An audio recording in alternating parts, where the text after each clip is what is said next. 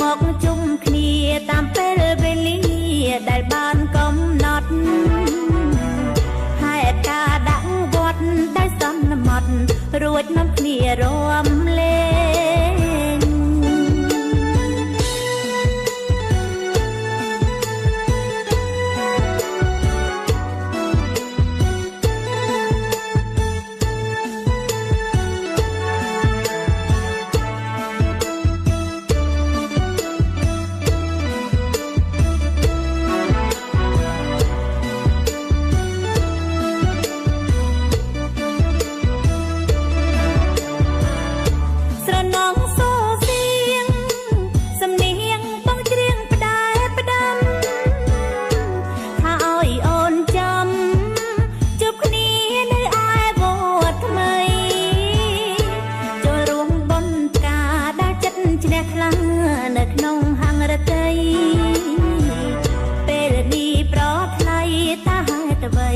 ម្ដេចក៏មិនឃើញមុខ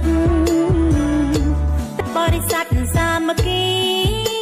មូលមីជុំម៉ែជុំពុកធ្វើបន់ការប្រាំងអញ្ជើញលោកអ្នក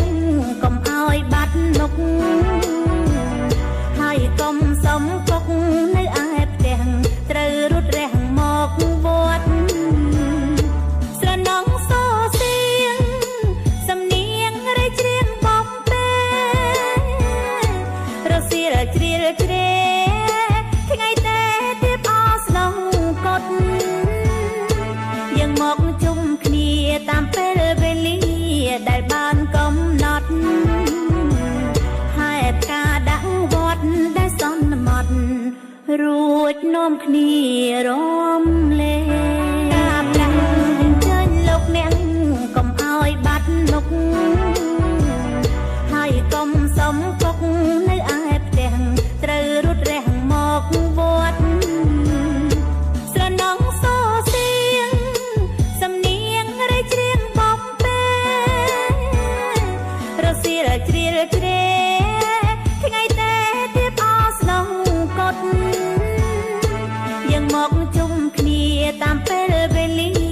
ដែលបានកំណត់ហេតុការដាក់វត្តដែលសន្មត់រួចនាំគ្នារំលែង